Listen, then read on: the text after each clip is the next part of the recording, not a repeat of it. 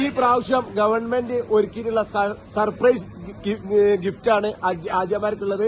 അതായത് ഒരു ബാഗ്, നല്ലൊരു ബാഗ്, അതിൽ ആവശ്യമുള്ള എല്ലാ സാധനങ്ങളും. സാലിയാണ് നിങ്ങൾക്ക് ഇത് വേണ്ടി പറഞ്ഞത്. അതെ, മുടി വെട്ടിന് നോക്കാനുള്ളത്.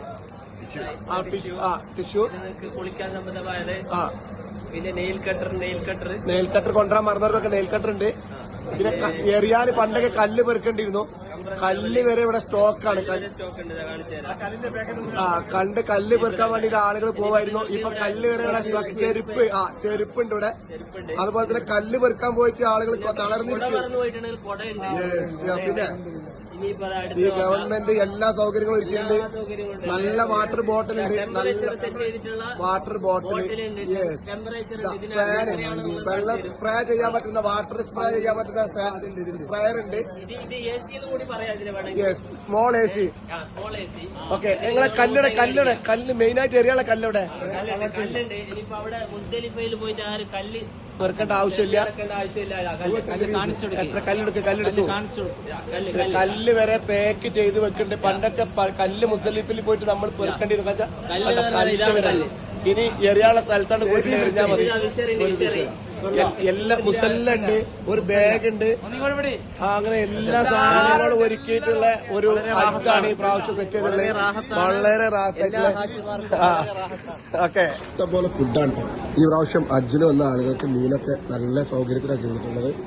ഇഷ്ടംപോലെ ഫുഡ്, അതിനനുസരിച്ച് സാധനങ്ങളും അവൈലബിളാണ്. ആരെങ്കിലും കുടുംബക്കാരൊക്കെ ഫുഡ്? ഹലോ, എങ്ങനെയുണ്ട് ഫുഡ്?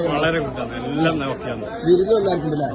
ഇഷ്ടംപോലെ. ആരെങ്കിലും കുടുംബക്കാരൊക്കെ ഹജ്ജിന് വന്നിട്ടുണ്ടെങ്കിൽ പെരിൽ ടെൻഷൻ അടിക്കണ്ട, പള്ളർച്ചയുടെ തിന്നാനുള്ള സൗകര്യമുണ്ട്. അതേപോലെയല്ല എല്ലാ സൗകര്യവും ഒരുക്കിയിട്ടുണ്ട് ഗവൺമെന്റ്. പെപ്സിക്ക് ടാക്സി, എല്ലാ സാധനങ്ങളും ആവശ്യത്തിനപ്പുറം. ഇതിന് ഗവൺമെന്റിന് പ്രത്യേകം നമ്മള് കാസർഗോഡ് അല്ലെങ്കിൽ തലശ്ശേരി നമ്മളെ എല്ലാ ഐറ്റംസും ഇതിങ്ങനെ ഫില്ല് ചെയ്തോണ്ടിരിക്കുന്നുണ്ട്. ഇതിങ്ങനെ കഴിയുന്നതിനനുസരിച്ച് ഇങ്ങനെ ഫില്ല് ചെയ്തോണ്ടിരിക്കും. എത്ര വേണമെങ്കിലും പായാണെങ്കിലും ഫ്രൂട്ടാണെങ്കിലും ഐസ്ക്രീം ഉണ്ട്. കല്യാണത്തിന് വിരുന്നിനൊന്നായിരിക്കും ആളുകളുടെ അവസ്ഥ. ഫുള്ള് സാധനങ്ങൾ, ഫുഡും നല്ല സൗകര്യങ്ങളും ഒരുക്കിയിട്ടുണ്ട് ഗവൺമെന്റ്. ഹജ്ജ് പണ്ടൊക്കെ പറയാനൊക്കെ മീനൊക്കെ പോയി കഴിഞ്ഞാൽ ആകെ ബുദ്ധിമുട്ടാണ്. അതൊക്കെ മാറി അടിപൊളിയായിട്ട് സൗകര്യങ്ങളൊക്കെ ഒരുക്കിയിട്ടുണ്ട്. നിന്ന് തളർന്നിരിക്കുന്ന ആളുകൾ വരെ ഇവിടെ ഉണ്ട്. എങ്ങനെയുണ്ട്?